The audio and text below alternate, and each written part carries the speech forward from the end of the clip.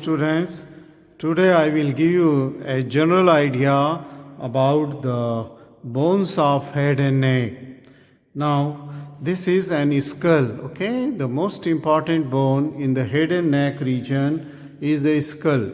Then the other bones which are present in the head and neck region are cervical vertebra or cervical vertebrae. There are seven cervical vertebrae, okay? Seven cervi, which forms the skeleton of the neck. And then there is a small hide bone also placed in front of the third cervical vertebrae in the neck, okay? So these are the three major, bones which forms the skeleton of the head and neck: skull, cervical vertebrae, and the hide bone.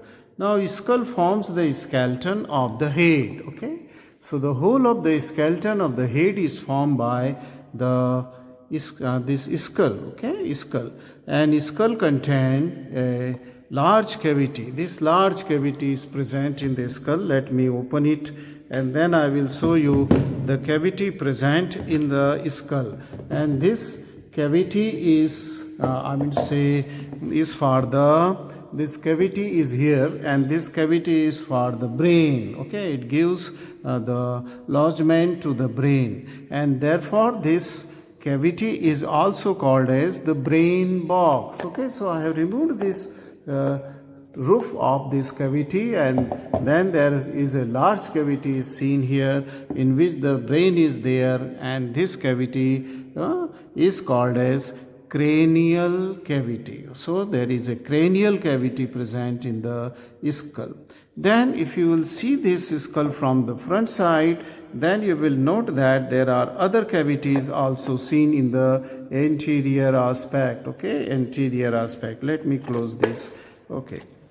Anterior aspect of the skull, okay? If you see this skull from anterior aspect, the other cavities which are seen are these two cavities, and these two cavities, they are called as the orbital cavities, okay? And there is the presence of the eyes in these both cavities. So these are called as orbits, okay? So two cavities on right and left side in the face, and there are the presence of the eyes are there in these. And then there is another cavity, okay, between the this upper jaw and that of the lower jaw, and that is the oral cavity, the opening of the mouth, okay? So there is an oral cavity, and above this oral cavity or the upper jaw here, there is a triangular cavity seen between the two orbits, and it is called as nasal cavity, okay? Nasal cavity, okay? As I said that the skull is a large, part of the head and neck is formed by the skull. There are the 22 bones which are present in this skull, and they are united with each other. So 22 bones, they ultimately form this skull. And out of this, all the bones, they are fused with each other except one, that is mandible. So the lower jaw, the bone of the lower jaw is called as mandible, and it is mobile. So except one bone, all other bones, they form the joint. Most of these joint are the sutural joint, okay, where they meet each other at the sutures, where fibrous connective tissue is there, okay? We will learn about these sutural joints later, okay? Later. The skull consists of the two part, okay? Skull consists of two part. One of the part, that is the brain box or cranium, I have shown you after opening this cranium, okay? That is the brain box, and this brain box or cranium is also called as calvaria. It is called as, please keep on noting, okay? Calvaria. So there is a two part of the skull. One is the brain box or cranium or calvaria, and there is presence of the brain inside that, okay? It protects the brain. Then the second part of the skull is this part of the bones which forms the face, okay? Right from the forehead up to the lower jaw, down below. This bones which they are responsible for formation of the skeleton of the face, hence it is called as facial skeleton. Thus there are two parts of the skull, cranium and facial skeleton. Okay, cranium is a dome like structure. Okay, and there is a cape here, as I have just removed the cape and shown you. This is called as the vault or the skull cape. Okay, this cape is called as the vault or skull cape. Okay, and then there is deep inside in the cavity, there is the base of this cranial cavity. Okay, this skull cape forms the roof of this box. Okay, it forms. I will again remove this. This skull cape or the vault form the roof of the cranial cavity. But as I shown you earlier, there is a base of this cranial cavity. Okay, there is a base. So dome shaped roof, and then there is a base, and in the base there are various structure which we will learn later. But just remember that there is a base of the cranium. Okay, now in the facial skeleton there is this is the anteriormost part of the skeleton. Just let me close it. Okay, anteriormost part of the skeleton is there in the base, and in this anteriormost part of the skeleton you are seeing the bones forming the facial skeleton. Okay, facial. It contains the orbital cavity, the nasal cavity, and the oral cavity between the upper and the lower jaws. Upper and lower jaws.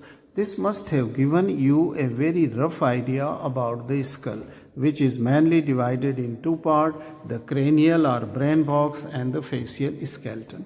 Now, as with all other organs of the body, we used to keep them in anatomical position. Now, how to keep the skull in anatomical position? For this, we use a plane, not a line, but a plane. And that plane is called as Frankfurt horizontal plane. Another plane is the Reed's baseline. It is not a plane, but it is the baseline, which is not very correct. So we usually use the Frankfurt plane, horizontal plane. And this horizontal plane are just to keep the skull in anatomical position. Hold the skull in such a way that the inferior border of the orbit, this was the orbit, okay, and it is this inferior. So the inferior border of the orbit, okay, in such a way, hold the skull in such a way that the inferior border of the orbit and the superior border of the external acoustic meatus. Okay, this is the ear. It will go into the middle ear and the internal ear. Okay, external acoustic meatus. Thus, opening is called as this opening. It is called as external acoustic meatus. Let me pass the pencil in this. So this is that external acoustic meatus. So from the upper border of the external acoustic meatus and that the lower border of the orbit here, lower border of orbit, you should keep this in the same horizontal plane. And but since it is a plane, that means the lower border of the orbit of opposite side and the upper border of the external acoustic meatus of the opposite side, that means of the right and the left side, both should be in the same plane. So it is not on one side. Okay, the plane is passing from side to side, okay, across this skull, and then the Frankfurt plane will be achieved only when the inferior borders of both the orbits and upper border of both the external acoustic meatus, they will lie in the same horizontal plane. Then only the anatomical position of the skull is obtained. I hope you have understood. So the Frankfurt horizontal plane, it is a plane, not a line, and this plane should pass, okay, from both the sides, that is from the right side and left side of the inferior orbital boundary and the upper border of the external acoustic meatus. They both should lie on the same horizontal plane. Then only the Frankfurt or anatomical position by Frankfurt plane is obtained. The Reed baseline was a line, and that was also starting from the inferior border of the orbit here, and but it was cutting the external acoustic meatus from the middle. Okay, so I think the Frankfurt plane is a better plane, okay, which gives you the anatomical position. Now in this video, short video, it is important to learn the various bones. Okay, as I said that there are 22 bones which forms the skulls by joining to each other. Okay, but we should know the name of some major bones before we start our study of the skull. Okay, because without identifying this bone we will not be able to learn well. But in this skull you just see this is the lower jaw, and this lower jaw is called as mandible. It is called as mandible. Now I will use after this identification of mandible or lower jaw which is mobile, I will use the real skull, okay, the actual skull here, and will show you the various bones which forms the skull. Okay, let us start with the facial skeleton itself. Okay, the skeleton of the face. This bone, see here, where let me just pass my finger, which is forming the upper border of the orbital cavity also. Okay, the whole bone, this is a single bone, and this single bone is called as frontal bone. Please note down, it is called as frontal bone because it is in the front of the face. Okay, and uppermost part, this is the frontal bone. Just remember the names only. And then below that there are two small plates of the bones. Okay, see here, this plate, okay, this plate of the bone on this side and this plate of the bone on this side. These are called as very small quadrilateral plates, okay, which is of right side as well as onto the left side, and they are called as the nasal plate. So this was frontal, and these two are which are meeting each other in the midline is called as the nasal plate or the nasal bone. Then this bone here, see this is a large irregular bone here. See this bone?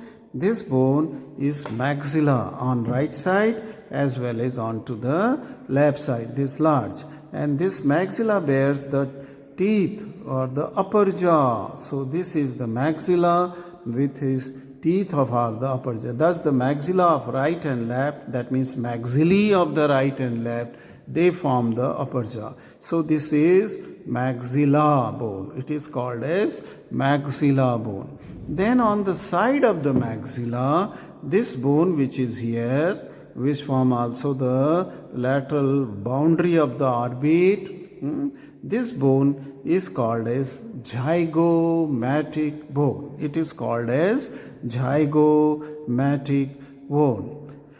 Right. Then other bones are seen through the nasal aperture, but don't bother at present. We will learn in detail about these bones. So in the similar way, there are other bones seen inside the cavity of the orbit, and don't bother about that. I will tell you in great detail about all these bones later on.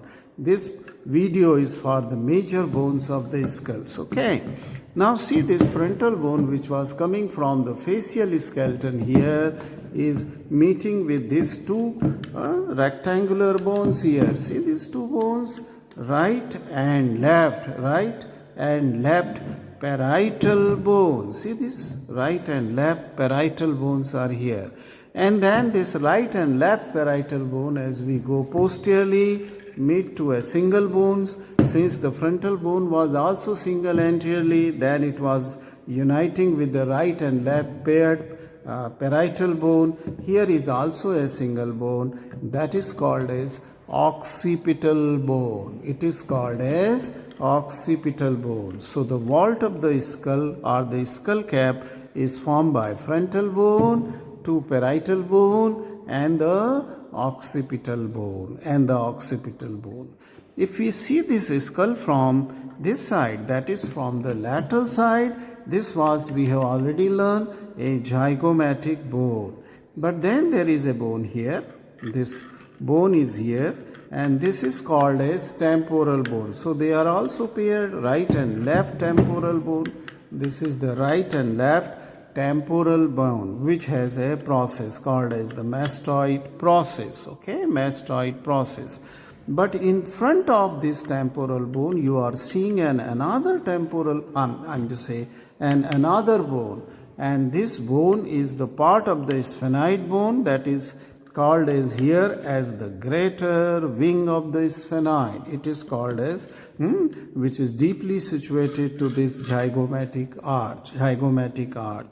I hope that I have completed most of the bones from outer surface except the base. So let us come to the base. This is the anterior part, this is the posterior because occipital bone is here, and this is the upper jaw which was formed by the right and left maxillae. Okay, so this is the maxillary bone with the socket for teeth of the upper jaw, maxillary teeth. Okay, then there is another bone, and this is the horizontal bone of palatine. Okay, horizontal plate of the palatine bone which has another part deeply situated, which I will not introduce you right now. But then here is a bone here. This bone is the body of the sphenoid, okay, which from where this greater wing of the sphenoid was taking origin.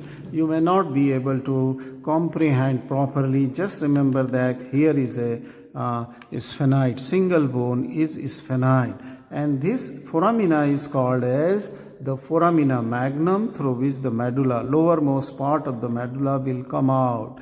And in front of this and surrounding to this foramina magnum, this is the same bone which we have learned from the posterior side of the skull, occipital bone. So this whole thing surrounding to that means foramina magnum is within the occipital bone.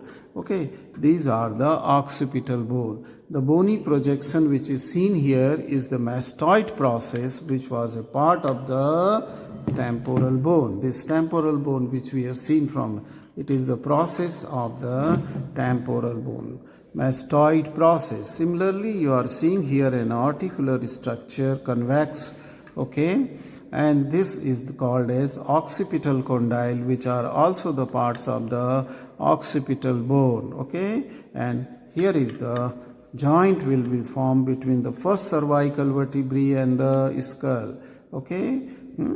This is the atlanto-occipital joint because the first cervical vertebrae is called as atlas, hence it is joint here will be called as atlanto-occipital joint. I think this much is enough, okay, with the first brief introduction to that of the skull. So this completes a very short video where I have introduced you about the parts of the skull, cranium and facial skeleton, and then I have introduced you with the Frankfurt horizontal plane for determination of the anatomical position, and I have very broadly told you about the names of various bones. So you have identified the various bones which forms the both cranium and facial skeleton. Thank you very much for watching this first video on the skull.